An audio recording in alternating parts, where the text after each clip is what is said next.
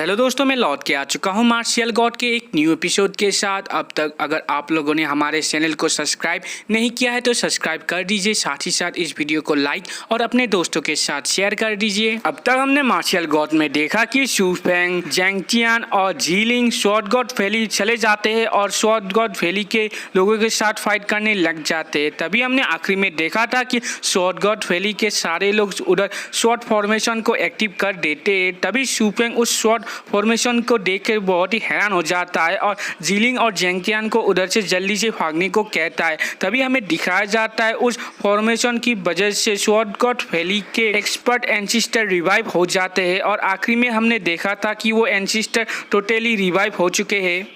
और आज के एपिसोड के शुरुआत में हमें जैंग चियान को दिखाया जाता है जो एंसिस्टर को देख के बहुत ही हैरान हो चुका है और उस एंसिस्टर को कहने लग जाता है, तुम क्या मुरोंग फैंग हो? तभी वो एंसिस्टर कहने लग जाता है, हाँ तुम सही हो, मेरा नाम मुरोंग फैंग है। तभी हमें स्वॉर्ड गॉड वैली के 3 डिसिपल को दिखाया जाता है जो अपने एंसिस्टर को देख के बहुत ही हैरान हो जाता है और कहने लगता है, ये तो स्वॉर्ड गॉड वैली के फर्स्ट मास्टर है, वो तो बहुत ही हजारों साल पहले ही मर चुके हैं और ये तो बहुत ही पावरफुल है,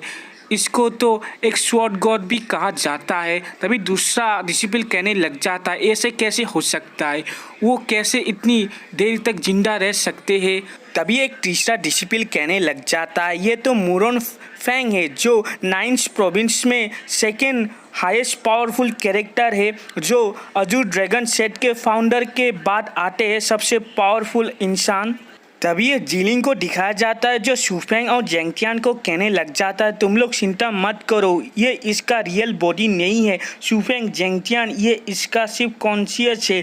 और ये बहुत ही देर तक इधर नहीं रह सकता है, इसलिए तुम लोग मत डरो। और मैंने पहले सुना है कि मुरोंग फैंग बहुत ही अच्छा आदमी है और वो सबको अपने बातें रखने का हक देता है, इसलिए तुम जाके उसको बताओ कि उनके लोगों ने तुम्हारे शेख के साथ और तुम्हारे फैमिली के साथ क्या किया है, जिसकी वजह से वो बहुत ही डिफ़िकल्टी में आ जाएगा, जिसकी वजह से बहुत समय जाने के बाद वो खुद ब खुद ही डिसअपीयर हो जाएगा। तभी शू फेंग झीलिंग का ऐसा बात सुन के झीलिंग को कहने लगता है, ठीक है ऐसा है तो ये सारा कुछ मेरे ऊपर छोड़ दो। तभी हमें नेक्स्ट सीन में दिखाया जाता है शू फेंग मुरोंग फैंग के सामने चला जाता है और कहने लगता है, मुरोंग फैंग मेरा नाम शू फेंग है और मैं ये बताना चाहता हूँ कि तुम्हारे लोगों ने एक बहुत ही गंदा काम किया है। पहले तो उन लोगों ने मेरे ट्रेजर को मेरे से छीनने के लिए बहुत ही कोशिश की, जब वो लोग मेरे से मेरे ट्रेजर को छीन नहीं पाए तो वो दूसरे लोगों के साथ हाथ मिला के मुझे मारने की कोशिश की और जब उन लोग मिलके भी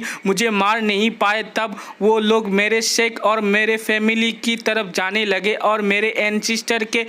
टॉम को खोद दिया और मेरे एंसिस्टर को डिसरिस्पेक्ट देने लग गए। और अगर आप सोच रहे हैं कि मैं आपके साथ झूठ बोल रहा हूँ तो आप इधर खड़े हुए सारे लोगों को इसके बारे में पूछ सकते हैं। तभी मुरोंग फैंग शू फेंग की बात सुनकर कहने लगता है, ऐसा है क्या? और पीछे मुड़ के अपने शेख के मास्टर को कहने लग जाता है कि ये सारे बातें सच है क्या? मुरोंग फैंग को ऐसे पूछते हुए वो एल्डर घबराने लग जाता है। तभी वो एल्डर कहने लग जाता है, एंसिस्टर ये सारे जो बात कर रहे हैं वो गलत है, वो बहुत ही नॉनसेंस बात कर रहे हैं और ये तीनों एक किलिंग मशीन है।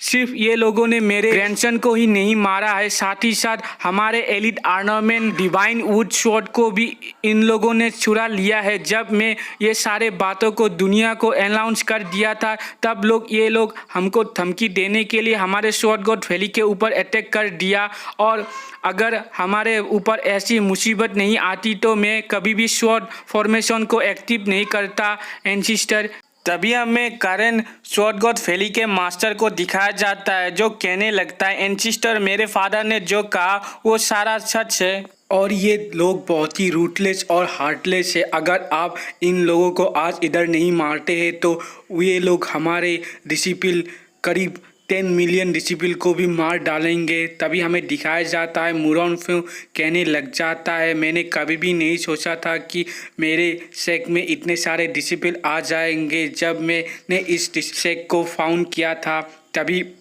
मुरोंग क्यों फिर से कहने लग जाता है, मगर अगर तुम लोग मुझे कहोगे कि मैं इन तीनों बच्चे को मार डालूं तो मैं ऐसा नहीं कर सकता हूँ, इसके बदले में मेरा पावर को तुम्हें दे सकता हूँ जिसकी मदद से तुम कुछ भी कर सकते हो और ये तीनों तुम्हारे ऊपर निर्भर करता है कि तुम इनको मारो या नहीं। तभी दिखाया जाता है वो एल्डर का पावर धीरे धीरे बढ़ने लग जाता है और उसके चारों ओर बहुत सारी एनर्जी निकलने लग जाती है और वो अचानक से 7 लेवल ऑफ हेवनली रिलीम में ब्रेक थ्रू कर लेता है। तभी इस पावर को महसूस करके वो एल्डर कहने लग जाता है, ये क्या एंसिस्टर का पावर है, मैं तो 7 लेवल ऑफ हेवनली रिलीम में पहुंच चुका हूँ। तभी वो एल्डर शू फेंग, जेंगटियान और जिलिंग को देख के कहने लग जाता है, तुम लोग अभी भी मेरे पावर को देख के मेरे सामने क्यों नहीं झुक रहे हो। तभी हमें जेंगटियान को दिखाया जाता है जो एल्डर के प्रेशर और पावर को महसूस करके कहने लग जाता है, ये कैसे हो सकता है, इसने तो 7 लेवल ऑफ हेवनली रिलीम को ब्रेक थ्रू कर दिया है, मगर मूरोन फेंग से ज़्यादा इसका पावर मुझे लग रहा है, ऐसा क्यों हो रहा है। तभी दिखाया जाता है वो एल्डर चिल्ला के शू फेंग, जेंगटियान और जिलिंग को कहने लग जाता है, तुम लोगों ने कैसे हिम्मत हुई मेरे ग्रैंडसन को मारने की और हमारे स्वॉर्ड गॉड वैली को आके डिस्ट्रॉय करने की। तुम्हें क्या पता है मूरोन फैमिली का पावर, तुम्हें क्या पता है स्वॉर्ड गॉड वैली का पावर, आज तुम लोग इधर मरने वाले हो। तभी हमें दिखाया जाता है जेंगटियान उस ओल्ड एल्डर को कहने लग जाता है, ओल्ड बास्टर्ड, तुम्हें अगर हमें मारना है तो मार के दिखाओ, इतना क्यों बोल रहे हो। तुम तो तुम्हारे एंसिस्टर के पावर के बिना कुछ भी नहीं हो और तुम उस पावर के बिना हम लोगों को मार भी नहीं सकते हो। तुम तो एक एल्डर कहलाने के भी लायक नहीं हो, तुम्हारा कल्टीवेशन सारा कुछ काम का भी नहीं है, तुम तो एक पिग हो जो कुछ भी नहीं कर सकता है दूसरों के पावर के हेल्प के बिना। तभी हमें दूसरी तरफ दिखाया जाता है जेंगटियान के ये सारे बात सुन के वो एल्डर बहुत ही गुस्से में आ जाता है और जेंगटियान को कहने लग जाता है, यू बास्टर्ड, तुम बहुत ही ज़्यादा बोल रहे हो, तुम्हारी कैसे हिम्मत हुई मेरे सामने मुझे ऐसा कहने की। और अपने हाथ में कोई नीडल जैसा कुछ अटैक को क्रिएट कर लेता है और उसकी मदद से जेंगटियान के ऊपर अटैक कर देता है और वो सारा नीडल जेंगटियान के बॉडी में घुस जाता है जिसकी वजह से जेंगटियान के मुंह से खून निकलने लग जाता है। मगर जेंगटियान बहुत ही हंसने लग जाता है और कहने लगता है, ओल्ड बास्टर्ड, तुम्हारे पास क्या सिर्फ यही अटैक था, तुम्हें क्या लोगों को टॉर्चर करना भी नहीं आता है। और मैं तुम्हें बता देता हूँ, तुम मुझे जल्दी से मार दो, नहीं तो जब तुम्हारे एंसिस्टर का पावर चला जाएगा तो मैं तुमको जल्दी से मार डालूंगा। जिस बात पे वो एल्डर बहुत ही गुस्से में आ जाता है और वो जेंगटियान को कहने लग जाता है, यू बास्टर्ड, तुम्हारे कैसे हिम्मत हुई मुझसे ऐसे बात करने की, आज मैं तुम्हारे कल्टीवेशन को इधर ही डिस्ट्रॉय कर दूंगा, तब तुम्हें पता चलेगा मेरे साथ ऐसे बात करने की क्या सजा होती है। तभी हमें दूसरी तरफ शू फेंग को दिखाया जाता है जो उस ओल्ड एल्डर को कहने लग जाता है, पहले तुम अपने एनिमी से बचने के लिए अपना मौत का नाटक कर रहे थे और जब तुम्हें अपने एंसिस्टर के पावर मिल गया तब तुम दूसरों के साथ एबिलिटी की बात कर रहे हो। सीनियर ब्रदर एकदम करेक्ट है और तुम एक नाली का पीक हो, तुमने तो बहुत ही ईयर तक कल्टीवेशन कर लिया है, तब भी तुम हमारे जैसे कम कल्टीवेशन वाले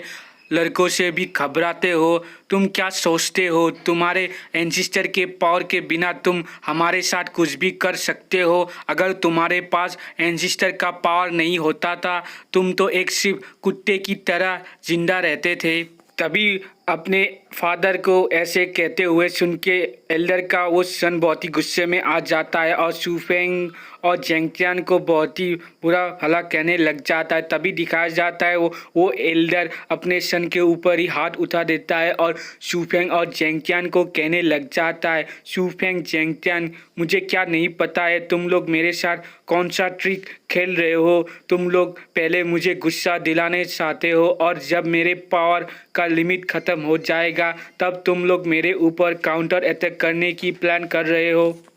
और क्या मुझे पता नहीं है तुम लोग मेरे साथ क्या करने की कोशिश कर रहे हो, और मुझे ये भी पता है तुम दोनों को टॉर्चर से कोई भी फ़र्क नहीं पड़ता है, मगर तुम्हारे पीछे जो है क्या वो सह सकती है मेरे टॉर्चर को? अगर मैं जीलिंग को टॉर्चर करूँगा तो तुम लोग क्या कर लोगे? अगर मैं जीलिंग के फेस में बहुत सारा कट कर दूँगा तो तुम लोग मेरा क्या कर सकते हो? इस बात पे शूफेंग बहुत ही गुस्से में आ जाता है और अपने असुरा घोस्ट एक्स को अपने हाथ पे लेके उस एल्डर को कहने लग जाता है, तुम्हारे हिम्मत हुआ कैसे ऐसा बात करने की? क्या शूफेंग इस एल्डर को हरा पाएगा? इसको जानने के लिए हमारे चैनल को सब्सक्राइब कर दीजिए और साथ ही साथ इस वीडियो को लाइक कर दीजिए। Thank you.